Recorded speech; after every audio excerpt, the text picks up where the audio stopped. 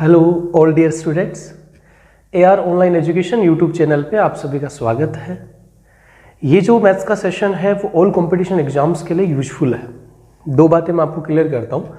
अगर आप इन सारे क्वेश्चंस के PDF चाहते हैं तो आप हमारा टेलीग्राम लिंक सब्सक्राइब कर सकते हैं, जिसका लिंक आपको वीडियो के नीचे डिस्क्रिप्शन में प्रोसेस दे दिया जाएगा। दूसरा जो पॉइंट इंपॉर्टेंट है, ये जो सेशन हमने मैथ का स्टार्टिंग किया है वो एक प्रैक्टिस सेशन है, यानी जो स्टूडेंट ऑलरेडी मैथ को पढ़ रहे हैं तो किसी भी जगह अगर आप अच्छे से क्वेश्चन की प्रैक्टिस करना चाहते हैं तो ये आपके लिए बहुत यूजफुल हो पाएगा। देखिए, आप मैथ का जो फर्स्ट टॉपिक है वो नंबर सिस्टम आपका रहेगा। और नंबर सिस्टम में ये जो सीट है वो प्री लेवल सीट है, यानी हाल ही में 2019-2020 में जो प्री लेवल एग्जाम्स में यानी कि CPO प्री जो एग्जाम लगा था, 10+2 प्री एग्जाम लगा था, उन एग्जाम्स में किस टाइप के क्वेश्चंस पूछे गए उन टाइप के क्वेश्चनों का एक कलेक्शन है। अगर आप इन क्वेश्चनों की PDF देखना चाहते हैं तो हमने ऑलरेडी अपने टेलीग्राम चैनल पे अपलोड कर दिया। तो स्टार्ट करते हैं आज के इस सीट के 1 से 13 नंबर के क्वेश्चंस का सॉल्यूशन कैसे अपन कर पाएंगे। फर्स्ट क्वेश्चन आप स्क्रीन पे देख सकते हैं। पहला क्वेश्चन है, यदि x तथा y दो धनात्मक वास्तविक संख्या है तथा x² - y² बराबर 23 हो तो x बटा y का मान क्या होगा। देखिए, बहुत आसान सा और सिंपल सा क्वेश्चन है। ऑलरेडी एग्जाम में कई बार क्वेश्चंस रिपीट हो चुका है। इस क्वेश्चन में सबसे पहले बोल रहा है कि x² - y² बराबर 23 है। देखिए, पहला स्टेप आपने क्लियर किया होगा, तो मैं इस क्वेश्चन में ये लिख सकता हूँ कि x + y x - y बराबर 23 होगा। यानी कि जो स्टूडेंट एडवांस मैथ समझते होंगे, अलजेब्रा का एक फॉर्मूला है a² - b², a + b a - b, x + y x - y बराबर 23 है। अब देखिए, ये स्टेप सबसे इंपॉर्टेंट स्टेप है इस क्वेश्चन को सोल्व करने के। यहाँ पे सबसे इंपॉर्टेंट स्टेप जो दिमाग में आना चाहिए वो ये होगा कि x और y जो दो संख्या है उन दोनों का योगफल और उनके अंतर का जो वैल्यू होगा उनका मल्टीपल 23 है। तो देखिए, 23 जो है वो एक अभाज्य संख्या है, तो आप जानते हैं 23 तो किसी का मल्टीप्लाई हो नहीं सकता सिवाय 23 × 1 के। यानी कि ये जो 23 है वो 23 × 1 के अलावा और कोई दो संख्याओं का मल्टीपल नहीं होगा। तो यहाँ से अपन इस बात का कंपैरिजन कर सकते हैं। इसका मतलब आप कहेंगे कि x + y का जो वैल्यू है वो 23 होगा और x - y का जो वैल्यू होगा वो 1 होगा। यानी ये जो 23 है वो x और y दो संख्याओं का योगफल हो गया और ये जो 1 है वो x और y दो संख्याओं का अंतर हो गया। तो देखिए, इस क्वेश्चन में यहाँ पे अपन एक डायरेक्ट स्टेप यूज करना चाहेंगे कि हमें अगर ये पता करना हो कि x का वैल्यू क्या होगा, y का वैल्यू क्या होगा, जिनका योगफल 23 और अंतर 1 होगा, तो आप एक छोटा सा डायरेक्ट कॉन्सेप्ट यूज कर सकते हैं कि अगर आपको x की वैल्यू कैलकुलेट करनी है तो आप दोनों को ऐड कर सकते हैं। ऐड करके 2 से डिवाइडेशन करेंगे तो 12 होगा, और अगर आप y का वैल्यू चाहते हैं तो आप दोनों को लेस करके 2 से डिवाइडेशन कर सकते हो, और लेस करेंगे तो 22 होगा, और 22 में 2 का डिवाइडेशन करेंगे तो 11 होगा। तो देखिए, मैं ये कह सकता हूँ इस बात के लिए कि अगर x और y दो संख्याओं का योगफल 23 और अंतर 1 है तो वो दो संख्या 12 और 11 होगी। तो x का वैल्यू 12 होगा, y का वैल्यू 11 होगा। अब आपसे इस क्वेश्चन में पूछा गया कि x/y का वैल्यू क्या होगा, तो x/y का वैल्यू अगर आप कैलकुलेट करेंगे तो x की जगह 12 रखेंगे और y की जगह 11 रखेंगे, तो इस क्वेश्चन का आंसर 12/11 होगा। उम्मीद करते हैं क्वेश्चन आपको समझ में आ चुका होगा। सॉल्यूशन के लिए आप स्क्रीनशॉट ले सकते हैं। चलते हैं नेक्स्ट क्वेश्चन पे। सेकेंड क्वेश्चन आप देख सकते हैं, एक बहुत अच्छा टर्म्स यहाँ पे लिखा है, अभाज्य गुणनखंड से रिलेटेड क्वेश्चन है। हाल ही एग्जाम में जो बनी थी उन एग्जाम में भी इस टाइप का क्वेश्चन बना था। तो अभाज्य गुणनखंड क्या होता है, इसका बेसिक नॉलेज आपको पता होगा। इस क्वेश्चन में नंबर्स काफी इंपॉर्टेंट है, तो इसका सॉल्यूशन क्या बेटर बन पाएगा। सबसे पहले जो 27 आपको दिख रहा है, इस 27 को मैं 3 का क्यूब लिख सकता हूँ। तो अगर मैं इसको 3 का क्यूब लिखूंगा तो 3 का क्यूब और इस क्यूब को यानी जो 3 पावर है उसको 25/3 पावर से आप मल्टीप्लाई करेंगे। अच्छा, इस क्वेश्चन का इंपॉर्टेंट स्टेप ये होगा कि आपको अगर इस क्वेश्चन में अभाज्य गुणनखंड पूछ रहा है तो अभाज्य गुणनखंड के लिए क्या करना है कि ये जो 35 की पावर 24 आपको दिख रहा है, यानी मैं इसको 35 की पावर 24 का मतलब 35 एक संख्या है जिसके ऊपर 24 पावर है। अगर आपको अभाज्य गुणनखंड चाहिए तो संख्या 35 के अभाज्य संख्याओं में टुकड़े करने पड़ेंगे। तो आप देखिए, थोड़ा सा एक्सप्लेनेशन में करूँगा यहाँ पे। 35 की पावर 24 में आप 35 के अभाज्य गुणनखंड करेंगे तो 7 × 5 हो सकता है। आप इसको लिख सकते हैं 7 × 5 की पावर 24, और अगेन आप इसको लिखेंगे 7 की पावर 24 × 5 की पावर 24। तो यहाँ पे अगर मैं इसको कैलकुलेट करता हूँ 7 की पावर 24 × 5 की पावर 24 बट्टे के नीचे देखिए 15 की पावर 12 लिखी है। मैंने बताया अभाज्य गुणनखंड चाहिए तो हर एक संख्या के अभाज्य संख्या में फैक्टर करने हैं। तो 15 की पावर 12 को आप लिख सकते हैं 3 × 5, और 12 पावर है तो दोनों के ऊपर 12 पावर यहाँ पे कैलकुलेट हो जाएगा। सेकेंड स्टेप अगर मैं कैलकुलेशन करूंगा तो सबसे पहले 3 से 3 कैंसिल हो जाएगा। देखिए बटे के ऊपर 3 की पावर 25 लिखा है और नीचे 3 की पावर 12 है। हालांकि आप घातांक करने के फॉर्मूले भी यूज कर सकते हैं, आधार समान गुणभाग का चिन्ह होता है, लेकिन आप डायरेक्ट कॉन्सेप्ट भी कर सकते हैं कि 3 की पावर 25 का मतलब 3 का टुकड़ा 25 बार है, नीचे 3 का टुकड़ा 12 बार है। तो जब आप 3 से 3 को कैंसिल करेंगे तो 25 में से 12 बार कैंसिल होगा तो 13 बार बच जाएगा। ऐसे ही ऊपर 5 का फैक्टर 24 बार है, नीचे 5 का फैक्टर 12 है और 12 बार कैंसिल होगा तो ऊपर भी यहाँ पे 12 बच जाएगा। सॉरी, लास्ट स्टेप जो आपका रहेगा वो 3 की पावर 13 इंटू 7 की पावर 24 इंटू 5 की पावर 12 होगा। देखिए यहाँ पे अपन ये कह सकते हैं कि 3 एक अभाज्य संख्या है जिसके 13 फैक्टर है, 7 एक अभाज्य संख्या है जिसके 24 फैक्टर है, 5 एक अभाज्य संख्या है जिसके 12 फैक्टर है। तो इसके आगे इसका आंसर कैलकुलेट करने के लिए अभाज्य गुणनखंड अगर कैलकुलेट करना है तो आप सभी जो पावर्स है उसको क्या कर सकते हैं, ऐड कर सकते हैं, क्योंकि 3 के अभाज्य संख्या के 13 फैक्टर और 7 वाले अभाज्य संख्या के 24 फैक्टर है, तो टोटल मिला के 13 और 24 और 12 जुड़ेगा तो ये 49 हो जाएगा और इस क्वेश्चन का आंसर आपका 49 होगा। उम्मीद करते हैं ये सॉल्यूशन भी आपको समझ में आया होगा। फिर भी अगर कोई दिक्कत आप आती है तो आप कमेंट में बता सकते हैं कौन से क्वेश्चन में दिक्कत आ पाई, उसके लिए हम रिवीजन फिर से कर लेंगे। नेक्स्ट क्वेश्चन आप देख पा रहे हैं स्क्रीन पे, 3 नंबर क्वेश्चन बहुत अच्छा क्वेश्चन है कि यदि x बटा y का भागफल धनात्मक है तो निम्न में से कौन सा सही होगा। काफी स्टूडेंटों को इस क्वेश्चन में दिक्कत आई होगी। देखिए इस क्वेश्चन में मैथमेटिकल सॉल्यूशन नहीं हो पाएगा, केवल एक माइंड का सॉल्यूशन हो पाएगा। सबसे पहले इस क्वेश्चन में सोचने का कॉन्सेप्ट ये रहेगा कि अगर x बटा y का रिजल्ट धनात्मक है, पॉजिटिव है, यानी इसका आंसर यहाँ पे क्या आ रहा है, पॉजिटिव आ रहा है, तो मेरे दिमाग में 2 ऑप्शन आते हैं और वो 2 ऑप्शन ये होते हैं कि इसका मतलब 2 कंडीशन हो सकती है कि x का मान पॉजिटिव हो, y का मान पॉजिटिव हो, या फिर x का मान नेगेटिव हो, y का मान नेगेटिव हो। इन दोनों कंडीशन में रिजल्ट पॉजिटिव आएगा। समझ में आया बात को? यानी कि x का मान पॉजिटिव, y का मान पॉजिटिव होगा तो भी आंसर पॉजिटिव होगा, और अगर x का मान नेगेटिव, y का मान नेगेटिव होगा तो नेगेटिव से नेगेटिव कैंसिल होकर इसका मान भी पॉजिटिव होगा। साथ साथ इस बात को भी आप क्लियर कर लीजिएगा, अगर एक x का मान पॉजिटिव है, y का मान नेगेटिव है तो रिजल्ट नेगेटिव होगा, या फिर अगर y का मान पॉजिटिव है, x का मान नेगेटिव है तो भी रिजल्ट और नेगेटिव होगा। यानी कि दोनों में से किसी एक का मान पॉजिटिव, एक का मान नेगेटिव नहीं हो सकता, या तो दोनों पॉजिटिव होंगे या दोनों नेगेटिव होंगे, तभी ये एक्सप्रेशन क्लियर हो पाएगा, यानी रिजल्ट पॉजिटिव होगा। अब देखिए मैं इस क्वेश्चन के ऑप्शन पे अगर चलता हूं तो पहला ऑप्शन ये पूछ रहा है क्या सही है, तो पहला ऑप्शन आप देख पा रहे हैं x 0 से बड़ा होगा। आप समझ पाएंगे कि x का मान 0 से बड़ा होने का मतलब है x का मान क्या होगा, पॉजिटिव होगा। तो देखिए पहला ऑप्शन केवल इस बात को क्लियर कर रहा है कि x का मान पॉजिटिव है, लेकिन आप दिमाग में सोच सकते हैं इस बात के लिए कि y का मान पॉजिटिव भी हो सकता है, y का मान नेगेटिव हो सकता है। तो केवल x का मान पॉजिटिव होने से इसका रिजल्ट पॉजिटिव आना कंपल्सरी नहीं है, क्योंकि y का मान पॉजिटिव के साथ नेगेटिव हुआ तो रिजल्ट पॉजिटिव नहीं होगा। इसका मतलब पहला जो ऑप्शन होगा वो आपका रॉन्ग होगा। सेकंड ऑप्शन भी सेम फर्स्ट ऑप्शन की तरह है कि y का मान 0 से बड़ा है, यानी y पॉजिटिव है। तो दूसरा ऑप्शन आपको ही बोल रहा है कि y का मान पॉजिटिव होने से, केवल y का मान पॉजिटिव होने से इसका रिजल्ट पॉजिटिव नहीं होगा, क्योंकि x का मान पॉजिटिव नेगेटिव हो सकता है, तो फिर ये कॉन्सेप्ट भी क्लियर नहीं होगा, इसलिए आपका सेकंड ऑप्शन भी रॉन्ग होगा। मैं डायरेक्ट डी ऑप्शन पे आता हूँ। देखिए डी ऑप्शन आपको ये बोल रहा है कि x प्लस y का जो मान है वो 0 से बड़ा होगा, यानी कि दोनों का योगफल पॉजिटिव होगा, 0 से बड़ा पॉजिटिव।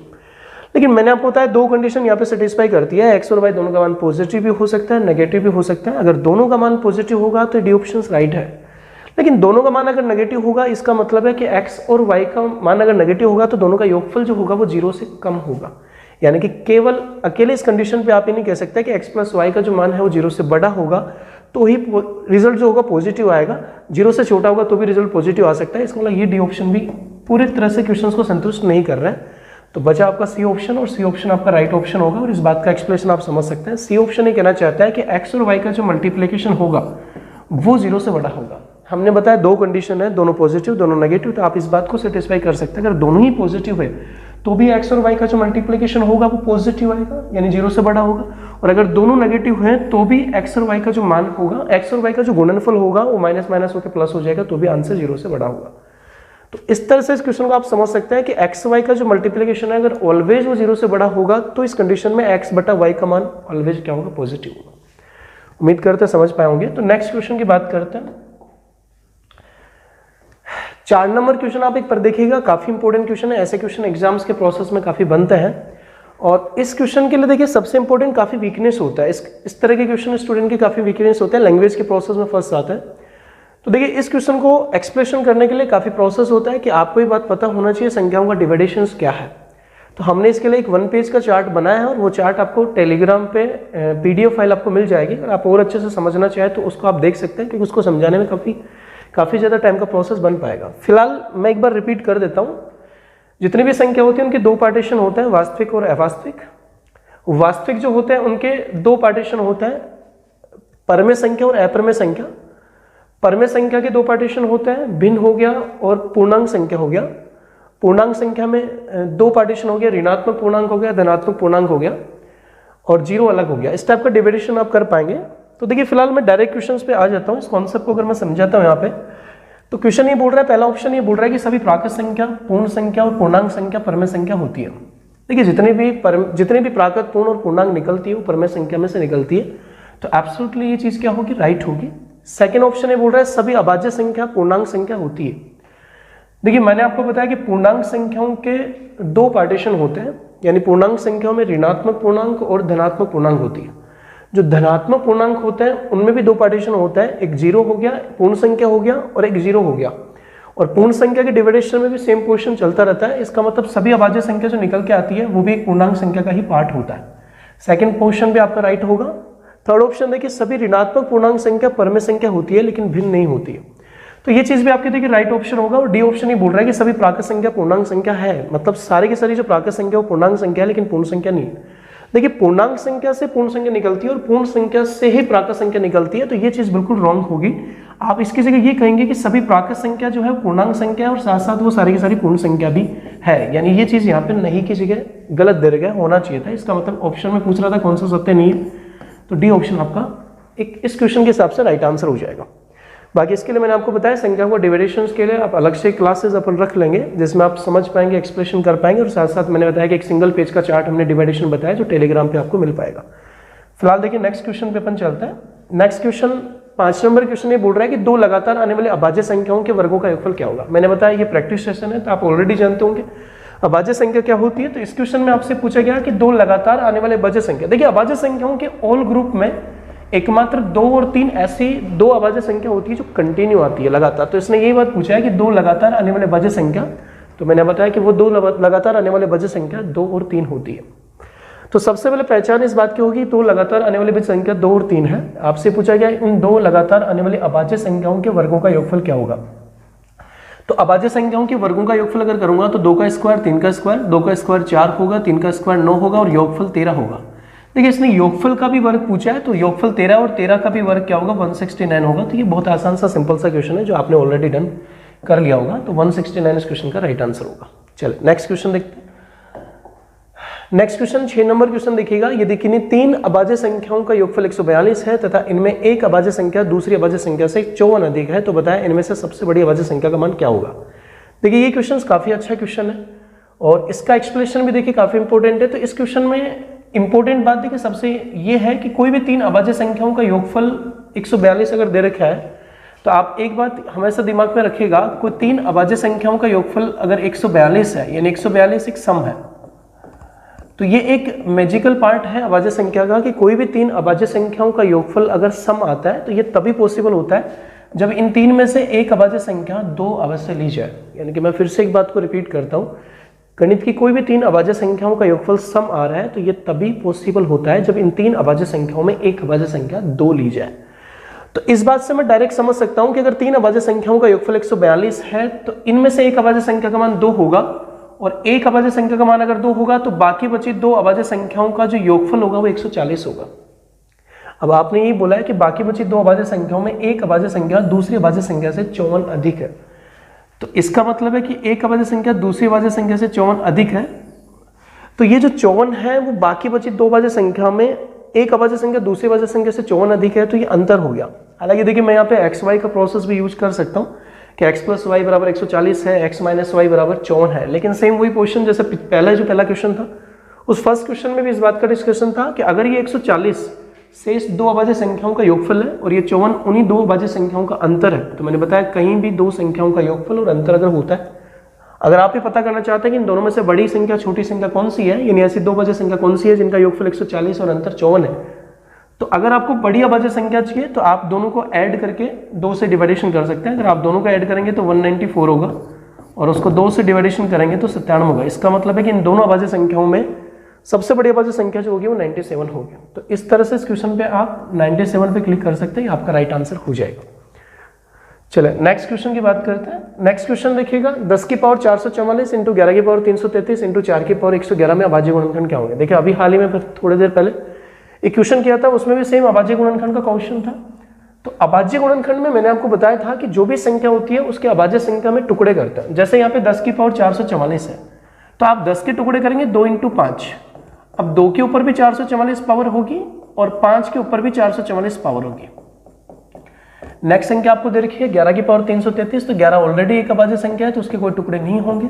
तो 11 की पावर 333, देखिए 4 की पावर 111 है तो उसको आप 2 इंटू 2 कह सकते हैं, और 2 की पावर 111 और 2 की पावर 111। उसके बाद मैंने आपको बताया कि अगर अभाज्य गुणनखंडों की टोटल संख्या चाहिए तो सारे पावर्स आप क्या कर सकते हैं, ऐड कर सकते हैं। तो 444 2 बार ऐड होगा 888 हो जाएगा, ये 333 हो गया, और 111 2 बार ऐड होगा तो 222 होगा। ऐड अगर आप करेंगे तो बेसिकली 13, उसके बाद देखिए 13 और 1 14 और 8 तो 10 3 13 1 14, यानी 1443 इसका आंसर हो जाएगा। तो 1443 आपका आंसर होगा। सेम प्रोसेस था। तो फिर नेक्स्ट क्वेश्चन देखते हैं। देखिए 8 नंबर क्वेश्चन है, निम्नलिखित में से कौन सा एक अभाज्य संख्या। देखिए ये भी एक अच्छा पॉइंट है, हमें किसी भी संख्या को ये चेक करना हो कि अभाज्य संख्या है कि नहीं। अभाज्य की डेफिनेशन आप जानते होंगे कि अगर 161 में 2 संख्याओं से ज्यादा किसी संख्या का भाग नहीं जाता है तो अभाज्य संख्या होती है। तो देखिए इसका एक फॉर्मेट होता है, यानी कि शॉर्ट फॉर्मेट अगर कहे तो मैं ये देखना चाहूंगा कि 161 में किसी संख्या का भाग जाता है कि नहीं जाता है। तो उसके लिए हम डीपली चलते हैं, 2 3 4 5 6 7 8 9 10 11 जो भी है। तो इतना ज्यादा प्रोसेस चेक करने की जरूरत नहीं है, इसका एक छोटा सा फॉर्मेट होता है। और फॉर्मेट ये है कि सबसे पहले हमें ये करना होता है कि 161 से जस्ट बड़ा स्क्वायर कौन सा है। तो आप जानते हैं 161 से जस्ट बड़ा स्क्वायर 169 होता है, जो किसका स्क्वायर होता है, 13 का स्क्वायर होता है। तो 13 के बराबर और 13 से छोटी जितनी भी अभाज्य संख्या है वो सारी अभाज्य संख्या देखते हैं। तो 13 के बराबर या 13 से छोटी जितनी भी अभाज्य संख्या है वो 2 3 5 7 11 और 13 है। तो सिंपल कॉन्सेप्ट ये रहेगा कि 161 में इन 6 अभाज्य संख्याओं में से किसी भी संख्या का भाग नहीं जा रहा है तो ये अभाज्य होगी। तो अगर मैं चेक करता हूं कि 161 में 2 का भाग नहीं जाता है, 3 का भाग नहीं जाता है, 5 का नहीं जाता है, क्योंकि भाजकता के नियम आपको पता होंगे। 7 का भाग अगर मैं देता हूं, यहाँ पे देखिए 7 का भाग 7 दूनी 14 7 21, यानी 7 का भाग इस संख्या में जा रहा है, इसका मतलब ये एक अभाज्य संख्या नहीं है। तो आप समझ पाए होंगे कि मैंने बताया कि कोई भी संख्या को अगर चेक करना है कि अभाज्य संख्या है या नहीं है तो उससे जस्ट बड़ा स्क्वायर देखेगा, और वो स्क्वायर जिसका भी होता है उसके बराबर या उससे जस्ट छोटी जितनी भी अभाज्य संख्या है, अगर उन सभी अभाज्य संख्याओं का भाग दी गई संख्या में नहीं जाता है तो वो अभाज्य संख्या होगी, अन्यथा वो अभाज्य संख्या नहीं होगी। तो बाकी ऑप्शन आप चेक कर सकते हैं। फिलहाल मैं डायरेक्ट राइट आंसर पे आ जाता हूँ। 373 से जस्ट बड़ा स्क्वायर 400 होता है, और 400 किसका स्क्वायर होता है, 20 का स्क्वायर होता है। तो देखिए 20 के बराबर या 20 से छोटी जितनी भी अभाज्य संख्या अगर वो लिखता हूं मैं 2 3 5 7 11 13 17 और 19। तो अगर इस 373 में इन सभी संख्याओं में से किसी भी संख्या का भाग नहीं जा रहा है तो एक अभाज्य संख्या होगी। तो आप देख पा रहे हैं यहाँ पे अगर आप चेक करते हैं कि इसमें 2 का भाग नहीं जा रहा है, 3 का भाग नहीं जाएगा, 5 का भाग नहीं जाएगा, 7 का भाग 7 5 35 नहीं जाएगा, 11 का भाग नहीं जाएगा, 13 का भाग 13 दूनी 26, शेषफल यहाँ पे बचेगा 11, उसके बाद 13 का भाग फिर से नहीं जा रहा, 17 का भाग अगर आप देंगे तो 17 एकम 17, शेषफल 10 बचेगा, 103 में 17 का भाग भी नहीं जाएगा, 19 का भाग अगर आप देते हैं तो 19 एकम 19, शेषफल यहाँ पे 8 बचेगा, तो उसके बाद 19 का भाग भी इसमें नहीं जाएगा। यानी कि 2 3 5 7 11 13 17 19 में से किसी भी संख्या का भाग नहीं जा रहा है। इसका मतलब है कि ये 373 एक अभाज्य संख्या होगी। चले नेक्स्ट क्वेश्चन पे चलते हैं। अगला क्वेश्चन है, यदि p धनात्मक सम पूर्णांक संख्या है तथा q ऋणात्मक विषम पूर्णांक संख्या है तो p की पावर q क्या होगा। बड़ा इजी सा सिंपल सा क्वेश्चन है, बेसिक पॉइंट्स आप क्लियर कर सकते हैं। इसने बोला कि p बटा q का जो मान होगा वो क्या होगा, विषम सम परिमेय या इनमें से कोई नहीं। देखिए सबसे पहले इसने बोला कि p जो है वो सम पूर्णांक संख्या, यानी कोई पूर्णांक संख्या में से सम है, और q जो है वो ऋणात्मक विषम संख्या है, विषम पूर्णांक संख्या। तो मैं कोई भी एक एग्जांपल ले सकता हूं, जैसे p का वैल्यू एग्जांपल के तौर पे अगर लिया जाए कि p जो है वो एक धनात्मक सम पूर्णांक संख्या है, तो धनात्मक सम पूर्णांक संख्या में आप 2 ले सकते हैं। ऐसे q जो है वो ऋणात्मक विषम संख्या है, तो q का मान यहाँ पे मैं ऋणात्मक विषम संख्या के लिए मैं 1 ले सकता हूँ, या -1 अगर आप लेना चाहे तो ले सकते हैं। चलो ठीक है, तो देखिए एक बार ध्यान से, अगर मैं p की जगह यहाँ पे 2 पुटअप करता हूँ और q की जगह अगर -1 पुटअप करता हूँ तो 2 की पावर -1 को मैं 1/2 कह सकता हूँ। ऐसे देखिए और कोई ऑप्शन अगर आप यहाँ पे देखते हैं तो जैसे p का वैल्यू यहाँ पे अगर मैं 4 लेता हूँ और Q का जो वैल्यू है वो फिर से अगर मैं -1 ले लेता हूँ या फिर -3 भी आप ले सकते हैं, वो दिक्कत नहीं है। तो फिर से आप इसी में अगर पुटअप करते हैं तो 4 की पावर -3 होगा और इसको आप 1/4 की पावर 3 कहेंगे और 1/4 की पावर 3 का मतलब है 1/64 होगा। तो P/Q का जो रिजल्ट है वो 1/2 1/64 के प्रोसेस में आ रहा है, जिसको आप परमेय संख्या कह सकते हैं। तो शायद इसके आंसर में मिस्टेक हो पाया, सेकेंड ऑप्शन इसका आंसर ना हो के थर्ड ऑप्शन इसका आंसर होगा कि परमेय संख्या इसका आंसर होगा। मैं फिर से एक बार समझाता हूँ इस पॉइंट पे। देखिए क्वेश्चन ये बोल रहा है कि P जो है वो एक पॉजिटिव सम पूर्णांक संख्या है और Q जो है वो ऋणात्मक विषम पूर्णांक संख्या है। तो P/Q का वैल्यू क्या होगा, सम विषम या परमेय होगा। मैं अगर आप यहाँ पे कुछ वैल्यू एग्जांपल के तौर पे लेता हूँ कि मान लीजिए अगर P एक सम पूर्णांक है तो P का मान 2 होगा, वो भी धनात्मक, और Q का मान जो है विषम ऋणात्मक है तो Q का मान -1। अगर P का मान 2 Q का मान -1 यहाँ पे पुटअप करते हैं तो रिजल्ट जो आता है P/P की पावर Q का वो 1/2 होगा। अगर P का मान ऐसे 4 लिया जाए और Q का मान -3 ली जाए तो 4 की पावर -3 का जो रिजल्ट आएगा 1/4 की पावर 3 होगा, 1/64 होगा। तो आप देख पा रहे हैं 1/2 1/64 जो है वो एक परमेय संख्या का एग्जांपल है। तो P/Q का जो आंसर होगा वो एक परमेय संख्या होगा। चले नेक्स्ट क्वेश्चन पे चलते हैं। अगला क्वेश्चन देखिएगा, संख्या स्टार 321 में अगर 11 का पूरा भाग जाता है तो स्टार का मान क्या होगा। बेशक देखिए बहुत नॉर्मल सा क्वेश्चन है, ऐसे क्वेश्चन एग्जाम में बहुत बार बने हैं और हर पेपर में एक क्वेश्चन सिंगल बनता रहता है भाजकता के नियम में। 4 अंकों की एक संख्या है जिसमें 11 का पूरा भाग जाता है। तो आप जानते होंगे 11 का भाग उसी संख्या में जा सकता है जिसके सम स्थान और विषम स्थान के अंकों के योगफल का जो अंतर होता है वो 0 होता है। तो अगर मैं यहाँ पे डिवाइडेशन करूंगा तो स्टार के साथ 8 का और 3 के साथ 1 का ग्रुप बनेगा। तो एक यहाँ पे जो ग्रुप बनेगा वो स्टार प्लस 8 बनेगा और दूसरा जो ग्रुप बनेगा वो 3 + 1 4 हो जाएगा। अब इन दोनों का जो अंतर है वो या तो 0 आना चाहिए या 0 के बजाय कोई 11 का मल्टीपल आना चाहिए। तो मोस्ट ऑफ स्टूडेंट क्या करते हैं, ज्यादातर यहाँ पे 0 का ऑप्शन लेता है, लेकिन यहाँ पे 0 पॉसिबल नहीं है, यानी स्टार प्लस 8 -4 का रिजल्ट कभी भी 0 नहीं आएगा।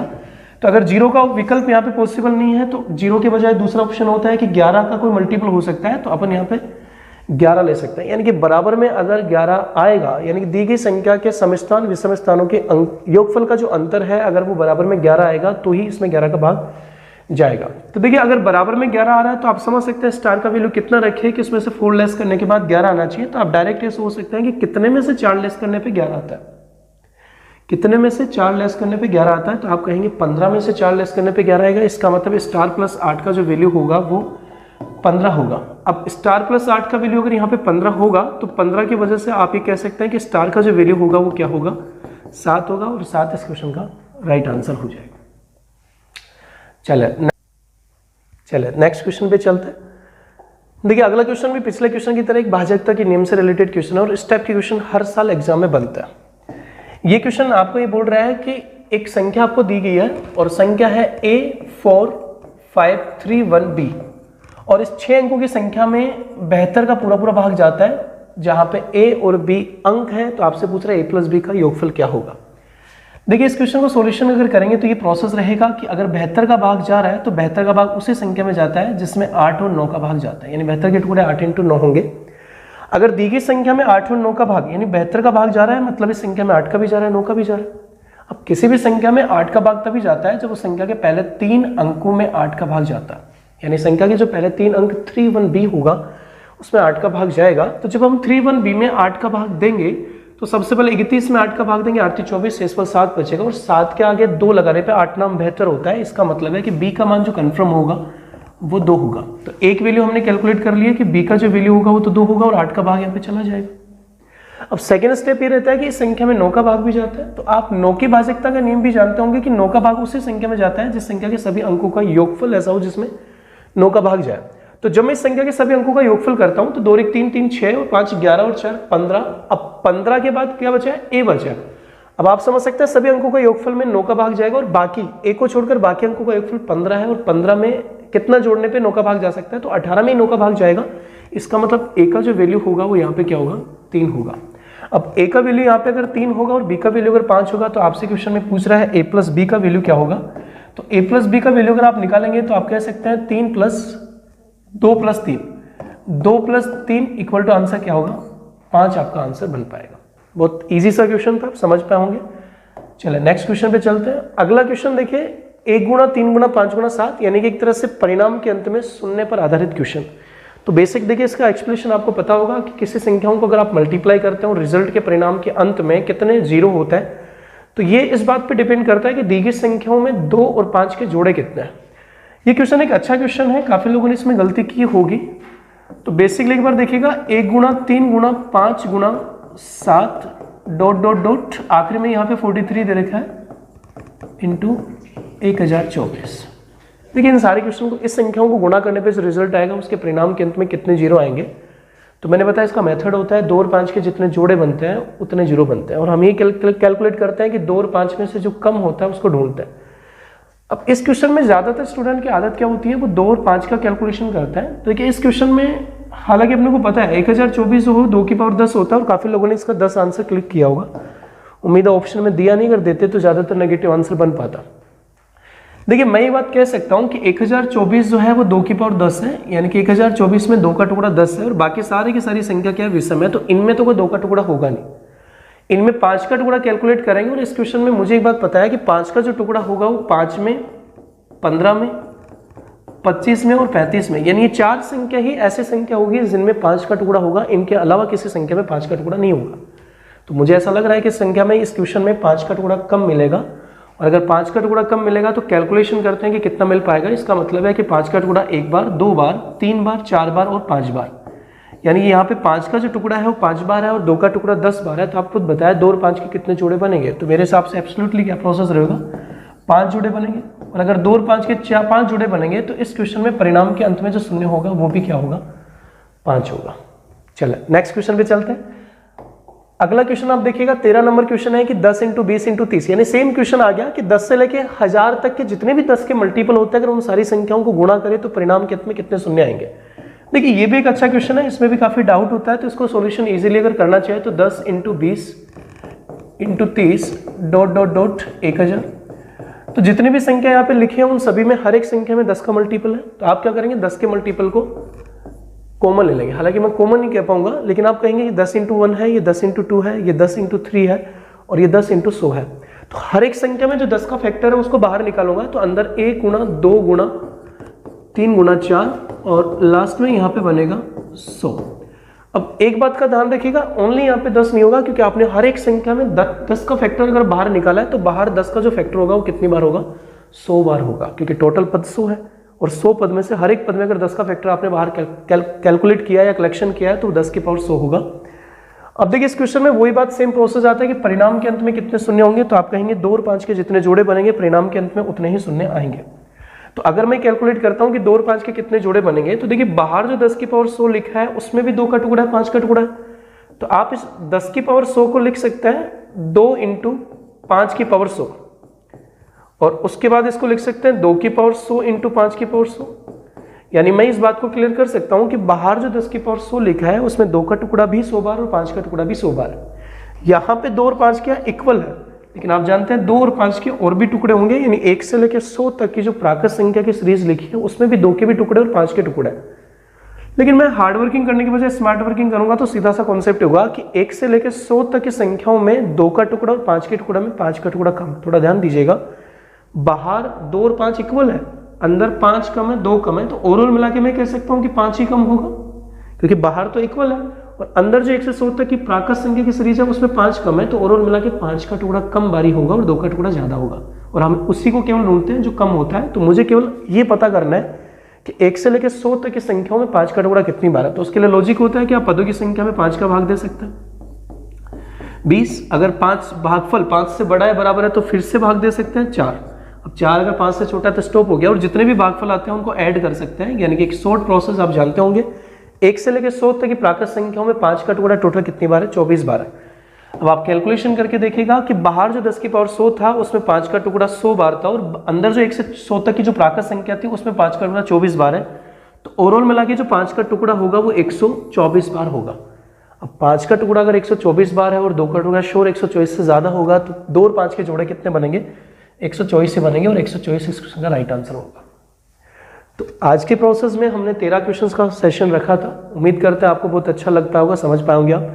तो आप बाकी लोगों को भी आप शेयर कर सकते हैं जितना हो पाए। और फिलहाल हमारा फर्स्ट वीडियो था, अगर कोई वीकनेस आपको मिल पाती है तो आप जरूर हमें बताएगा, और धीरे धीरे इंप्रूवमेंट का प्रोसेस अपन करते रहेंगे। थैंक यू सो मच, मिलते हैं फिर से।